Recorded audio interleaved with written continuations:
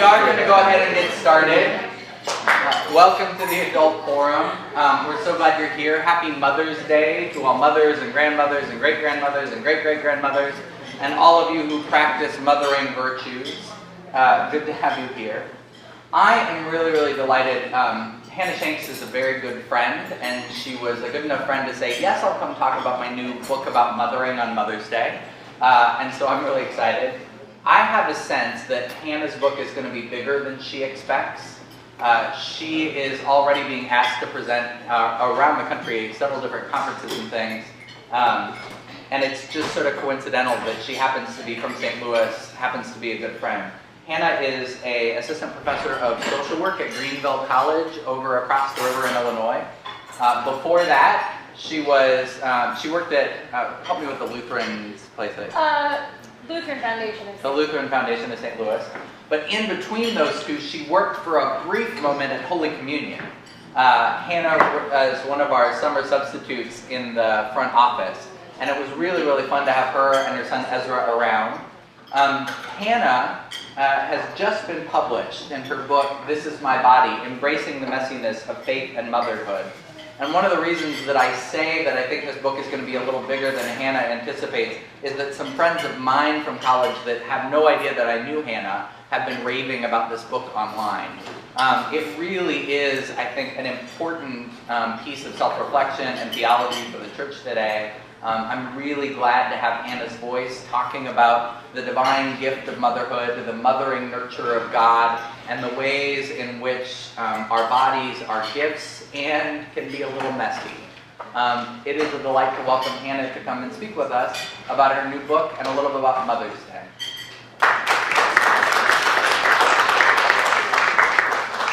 Thank you so much, Mike. And it is, as Mike mentioned, it's really a delight for me to be back here because unbeknownst to all of you, this book in a way had its start here. I actually signed the contract for the work that would eventually become this in the church office downstairs and dropped it in the mail here in July of, I suppose, 2016. So this is a work of my heart, but my heart has been crafted and shaped by your shaping and your community, both certainly by working with you all as interim and then also as celebrating High Holy Days with you all. In addition to being a professor and a sometimes writer and what I describe as an accidental clergy spouse, I hitched my buggy to my husband and then he hitched his buggy to the church, and so now I'm along for the ride. But what that means is that sometimes it can be difficult to find breathing room, and you all have been that safe landing spot and breathing room for my family. My son is downstairs right now, hopefully transitioning to godly play. So thank you all for being the place that you are, for being this beautiful community that Holy Communion is. It's an interesting day, Mother's Day, isn't it? I've often had a complicated relationship with Mother's Day, even before I became a mother. I'm fortunate that I have a great relationship with my mom, but many of the people I love don't have that same kind of relationship. Or they are estranged from their own children, or they just had a difficult path to become a mother. So I know that this is a day that can just be kind of hard to navigate, even as we celebrate. So I would say to you all, Blessed Mother's Day in the same way that we might say Blessed All Saints Day, understanding that there is much to celebrate and much to carry on this kind of a day. It so happens that Mother's Day 4 years ago, and this story is in the book, Mother's Day 4 years ago was the day that I found out I was pregnant with the little boy that's now in godly play. I took the test because I wanted to know. I didn't want to spend all of Mother's Day wondering about whether or not we'd actually gotten pregnant this time. I just wanted to get it over with and either be really happy or kind of be really sad. Either way, I didn't want to be in between. I found out I was pregnant, and a few hours later, I was in the bathroom of our church splashing cold water on my face, trying to stave off a panic attack. Because I was pregnant on Mother's Day, and It felt like a little too much from the universe because I was also slated to work in the nursery. So pregnant, Mother's Day, working in the nursery, entirely too much. If I had had better self-knowledge, I would have remembered that I'm a person who tends to break out in hives around major life transitions. So I probably should have foreseen that this was going to be a strange moment for me. But instead it became just hard. I didn't feel big enough. And in the prologue, I write about all of this.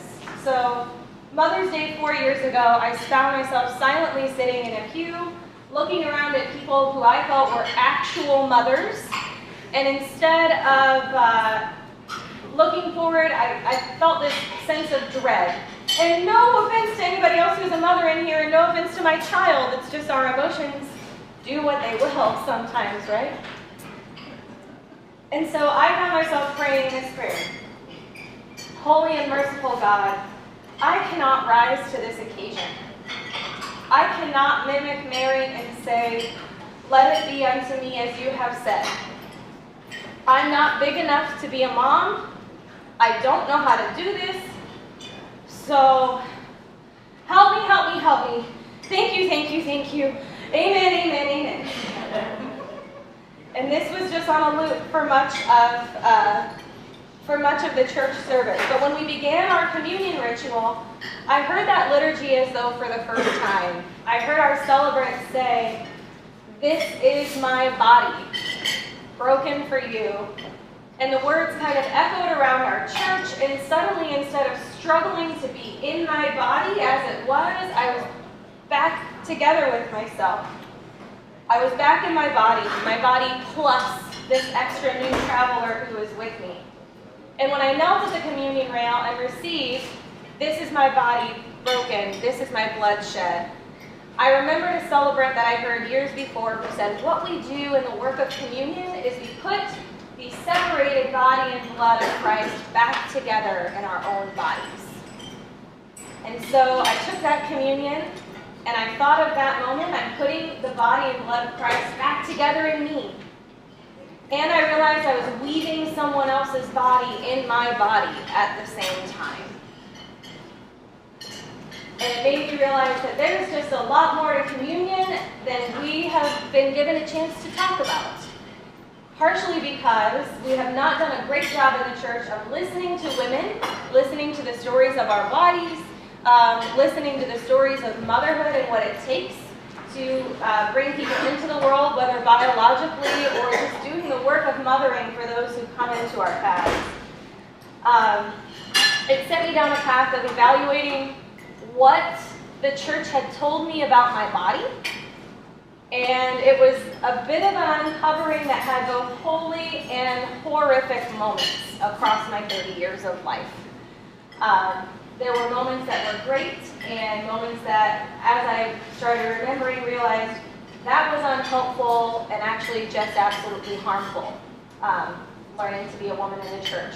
For example, I grew up in the church. I was fortunate to be a joyful child, running the aisles, making too much noise in the background, adding to the din of our, I think you guys call it, holy community, holy commotion. Yes, I was absolutely a holy commotion in my little girl's body. And everyone was happy to receive me with joy as a child in a child's body. And when I transitioned from having a child's body to having a young woman's body and then an adult woman's body, the church suddenly became very interested in all the things I should no longer do or show or act like in my woman's body. And I took it all in and felt it in my flesh. I was 11 the first time I was catcalled. That was also in this book. I was pedaling my bike on the way to youth group. I was wearing, I remember, jean shorts and a ruffle-hemmed, dip-dyed green t-shirt with silver butterflies on it because it was the late 1990s and that's what you wore. And I remember pedaling away from him and I wasn't sure if the tears in my eyes were from crying or from riding as fast as I possibly could and the wind hits you in the face. And I got to youth group and I told my youth leaders what had happened and I said, I know I didn't do anything wrong, but I still feel so dirty, you know? And they emphasize that I didn't do anything wrong either. That's good. I had a fortunate experience in church family. Other church families would have said worse to me had I been with them. But they also just turned all their attention to the man and that it was my job to dismiss him. Don't worry about it. He's just a dirty old man. Unfortunately, this will probably happen to you sometimes. Just, you know, toughen up, learn to accept it.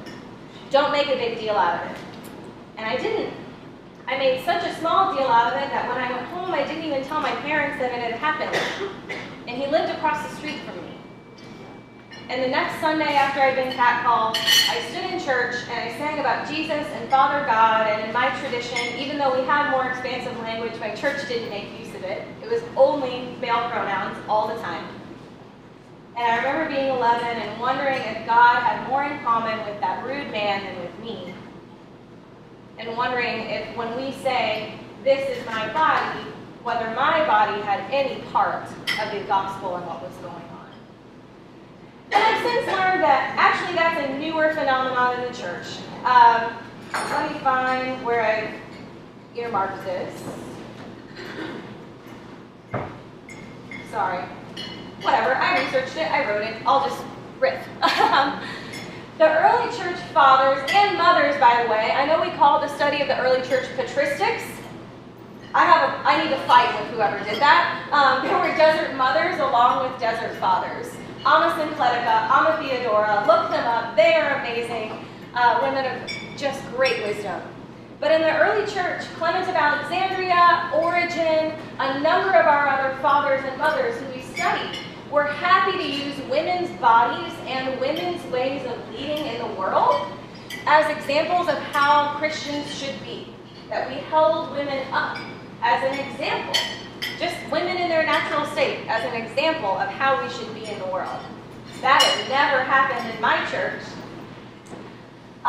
Clement of Alexandria also used nursing mothers as a metaphor for the way that Christ cares for the church. And I know that breastfeeding is hard, and I'm not saying that everybody needs to do it. Obviously, back in Clement's day, there wasn't really an option. But there's something that's different if you understand what breastfeeding and its mechanics and difficulties look like, and then you hear that that's the way that Jesus cares for the church. I know now, having done that for a little while, that it means that when we are with Jesus, we can bite at the most sensitive parts of God, and God will always come back reliably and never let us go. It makes me laugh now to realize that the first time I nursed a child in church, I was terrified of what people would say to me. And in the meantime, Clement of Alexandria and all these monks and celibate men were happy to celebrate nursing mothers in their midst. I don't know what happened between the early church and now, but I know that there's a lot that we have left to recover. I want to end with where the book ends. It's not really a spoiler because the chapters are not progressive, so don't worry about it even if you want to read it. I'm not messing anything up for you. But what this has done for me, what communion has done for me, is give me a moment that when I hear, this is my body broken, this is my blood shed, I don't hear it just as death, although it's absolutely about Christ's death. It's also an adequate description for every birth that's ever happened in all of human history, and I don't think it's a mistake. I don't think that God chose those words on accident, and that I'm reading things into it that aren't there. I think that we can understand that this is about death, but also that what we do in communion is a work of birth, of coming alongside what God is doing in the world and doing the work of birth, bringing something new that we haven't seen yet. And the good news is that God understands that suffering, that I don't know why this is the economy that we're in, that before we have life, someone breaks, that before we hear a new cry, someone bleeds. But this is that world. And when I approach the communion table now, and I would invite you guys and everybody as we approach the communion table to ask not just where we have to break open, but where we have to do the work of birth in order to be alongside God and what God is doing in the world. And this allows us to see ourselves and each other differently. This is the last page of the book I'm going to read to you now. We can lay claim to God's glory in the same way God chose to reveal it, in our flesh. Not in spite of it, but because of it. As a sidebar, I was told a lot growing up, even though I wasn't in a conservative tradition, a lot of the people around me were, and so I heard a lot growing up, gosh, you'd be a great preacher if you weren't a girl. So I grew up a lot in church thinking, I'm doing this stuff in spite of being in the body that I'm in. Now I know I do this work because I am in the body that I'm in. So not in spite of it, but because of it. And to help us practice this, I dream of throwing an enormous party where everybody present is handed a temporary tattoo that says, "This is my body." And while we laugh and sing and eat and drink together, and maybe we'd even have communion thrown in there too, we would take turns pressing wet washcloths to our flesh. This flesh that we struggle to love, that we fail to claim, or that we try to hide from ourselves or others. We share our stories of harm and hurt, stories of reconciliation and reclamation. We would remove the washcloth and peel back the paper, seeing the bold words on our skin for the first time. This is my body. This is my body. This is my body. This is my body. Every scar, every cell, every dimple of cellulite, every wrinkle, every joint, every inch, every pound, every story that's been written on us. This is my body, and it is sufficient. And at the end of the party, under the light of stars or street lights, our bodies will make that gospel proclamation to anyone who witnesses us. It would be a fierce and wonderful sight to behold. I think it could change the world. When we behold ourselves in one another, embodied, alive, testaments to God's work and love in the world, maybe that's when we find ourselves feasting at God's table. There where God's work is finished, and there where God's work is begun. That's what this is about.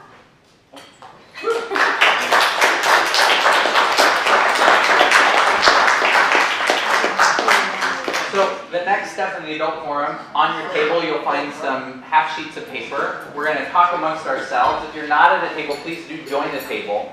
The first question, these questions come from a study guide at the back of Hannah's book. What messages did you receive about bodies as a child from your family, your church, and your faith? Think back to some of your early memories, either in an extended family setting or a faith community. How did others react to you or talk to you about your body? How did these messages continue to shape your attitude about yourself as you grew into adulthood? When have you sensed an attitude shift in your family or church, especially in response to your body, and how could you comport yourself? You heard Hannah talk about her stories about puberty as a sudden shift. Other experiences might surround illness, loss of mobility, or other bodily changes. And Antoinette Gunsler? Yep, she's so great. That's a great work if you can get your hands on it. She proposes that Jesus' ministry on earth, especially to the sick through physical touch, demonstrates that bodies themselves, sorry I missed an I there, bodies themselves can serve as gospel proclamation. How does hearing that God celebrates your whole embodied self because of who you are, rather than in spite of it, not inspire of it, going too fast again, rather than in spite of it, change your feelings about your body? Talk amongst yourselves. We'll come back together in about 15 minutes to talk some more with Hannah. All right, friends, we need to come back together as a big group again.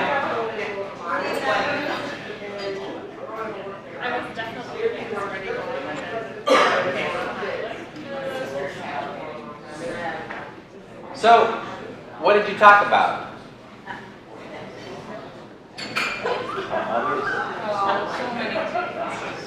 Lisa. We talked some about the whole body shaming thing. Yeah. And how there were four of us there, Valerie left, but we're older than this generation that has come along and started to question how we were talking about like girls' dress codes in school, and people come along to question that, well, why should the girls be worried about the girls are hanging out or whatever, you know.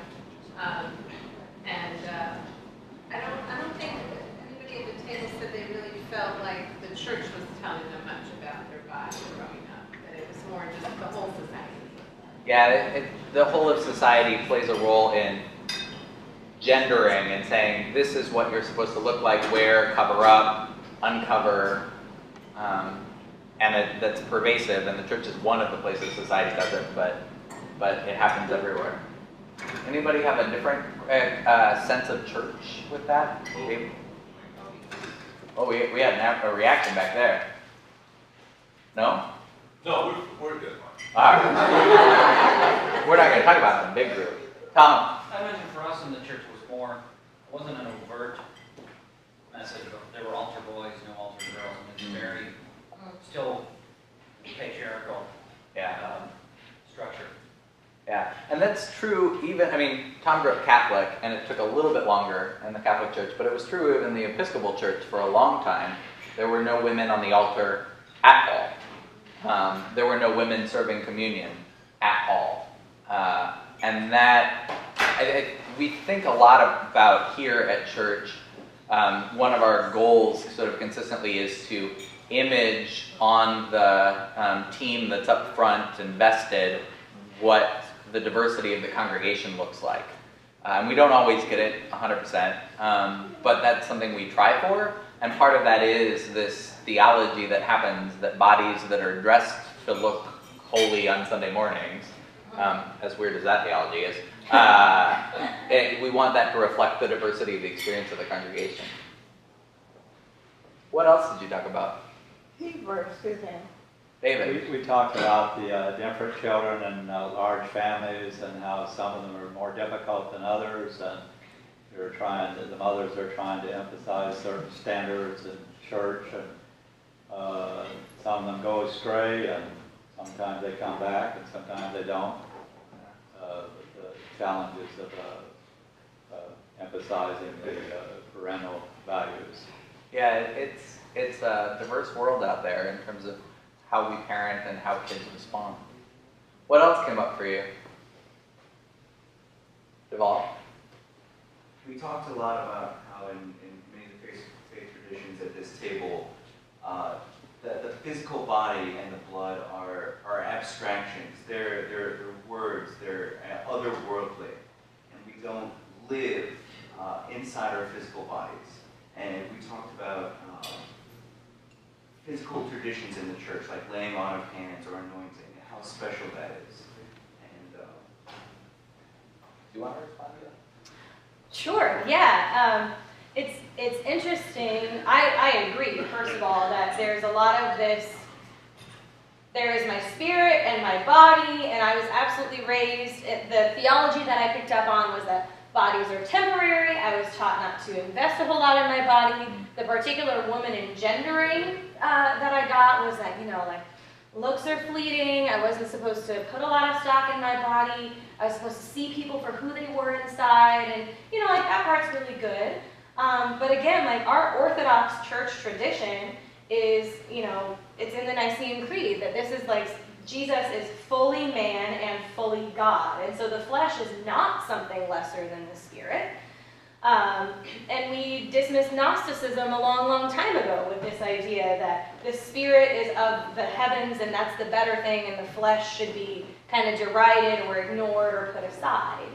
And I felt, as I got old enough to articulate these things, I had a lot of Gnosticism, particularly related to my woman's body, that I was supposed to master it or train it or ignore it or deny it or cover it or, all this sort of stuff, that my body had this it, and then I was me. And the church loved me, but had some major problems with it. Big problems with it. And that gap between me and it got wider every time I heard, you'd be a great preacher if you weren't a girl. Every time I heard only male pronouns all the time, and I would just kind of insert, we asked women in other traditions, I think y'all are better at this, but in other traditions to just every time, just mentally insert yourself in brotherhood, all this other stuff, these pronouns that are not mine, that would never outside the four walls of the church be used to describe me, because I use she, her pronouns. And that it was my job as a woman, without anyone telling me, to just insert myself in that just for here. just for now. And that's a little bit like asking me to dissociate from who I am in order to fully participate in church. Yeah. So yeah, the stuff about laying on of hands, those special things that really embrace our flesh, I think are special for that reason. And I think it's important to note, a place like Holy Communion, a place like the Episcopal Church has sort of become in the last 20, 30 years, is a pretty unique place in the church. I was mindful when I was growing up, my mom's here today and she's going to be celebrating, but she, I think, was the fourth woman that I knew who became a priest through the little congregation that I grew up in Colorado. And we were the little radical congregation in that diocese, and that we had the first woman on staff as an assistant rector. We had then two prominent women come through. One had to come from another diocese up to our church to go through the ordination process. The first time I served as an acolyte was at a woman's ordination. So there was this sort of sense of like it being a feisty and very particular kind of congregation. And I know Holy Communion like relishes that identity as well, right? We're a very feisty and particular kind of congregation.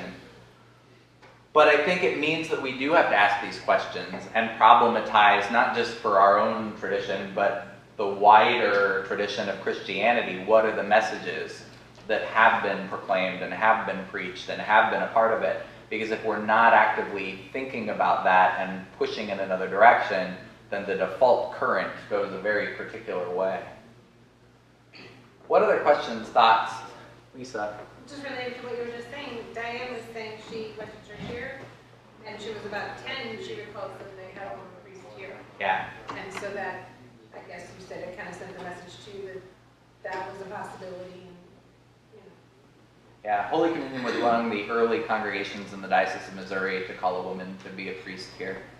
Ken, did you have your hand up? No. Go ahead. I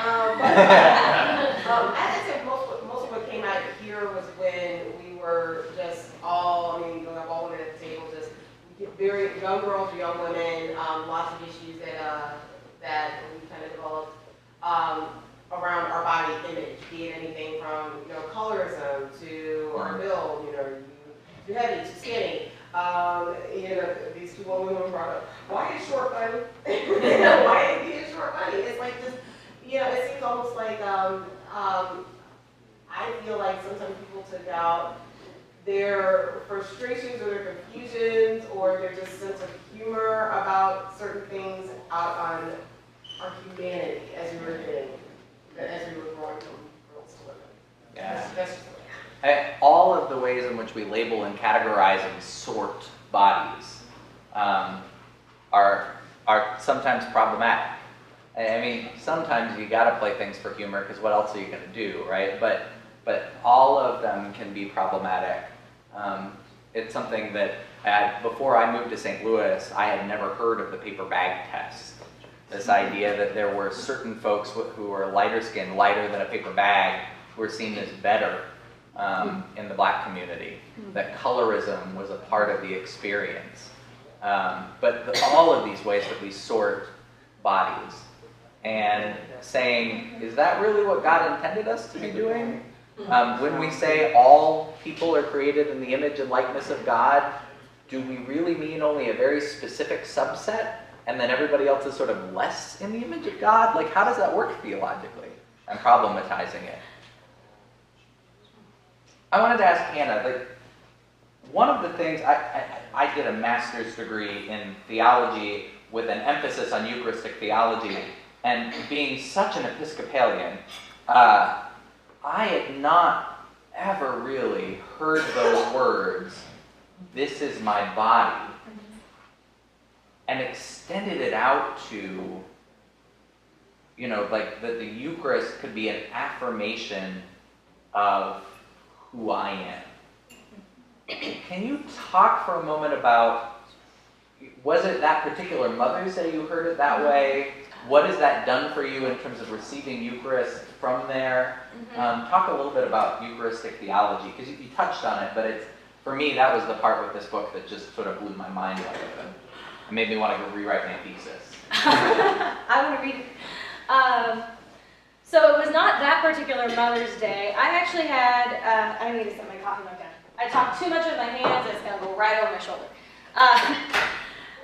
It was actually, I had a really clear moment 3 days postpartum. And I know a lot of authors get asked, like, what is your book about? And I, like most authors, I think we're supposed to have this 1-minute elevator pitch, and I have that, but I'm terrible at giving it. So if you hear me say this story later and it's something totally different, they're both right.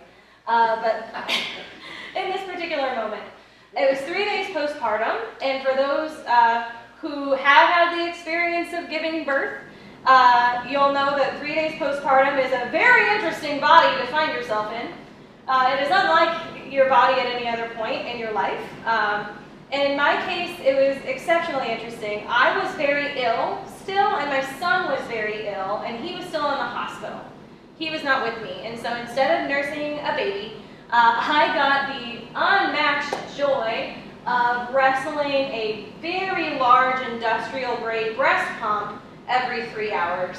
And because he was also immune suppressed, it meant that it was also my job to wash and sanitize all of those parts very well every single time.